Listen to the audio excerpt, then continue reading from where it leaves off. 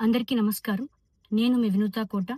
తెలుగింటి ఆడబిడ్డగా మీడియా ద్వారా రాష్ట్ర ప్రజానీకానికి, శ్రీకాళహస్తి నియోజకవర్గ ప్రజలకు, నాతో పనిచేసిన మా జనసైనికులకు కొన్ని విషయాలు తెలియజేయడానికి మీ ముందుకు వీడియో ద్వారా వస్తున్నాను. మనసు నిండా పుట్టెడు బాధతో మీ ముందుకొచ్చాను. మేము చేయని తప్పుకి మేము జైలుకు వెళ్ళినందుకు కూడా నాకు బాధ లేదు, కానీ మేము చంపాము అని మీడియా ఛానల్లో ప్రచారం చేయడం నాకు చాలా చాలా చాలా బాధ వేసింది. అతని చావులో మా ప్రమేయం లేదని గౌరవ కోర్ట్ భావించింది కాబట్టే నాకు 19 రోజుల్లో బెయిల్ వచ్చింది. సబ్సిక్వెంట్లీ 1 నెలలో మా అందరికీ బెయిల్ వచ్చింది.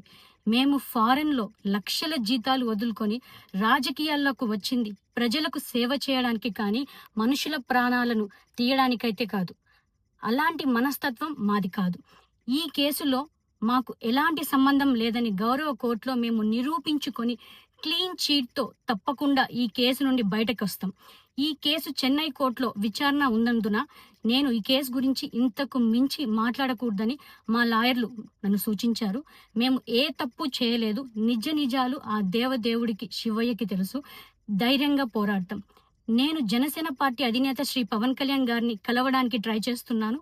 కాబట్టి ఇన్ని రోజులు మీడియా ముందుకు రాలేదు. మేము ప్రస్తుతం చెన్నైలో ఉన్నాము. త్వరలో నా పైన జరిగిన కుట్రకు సంబంధించిన వీడియోలతో, ఆధారాలతో మీడియా ముందుకు వస్తానని తెలియజేస్తున్నాను.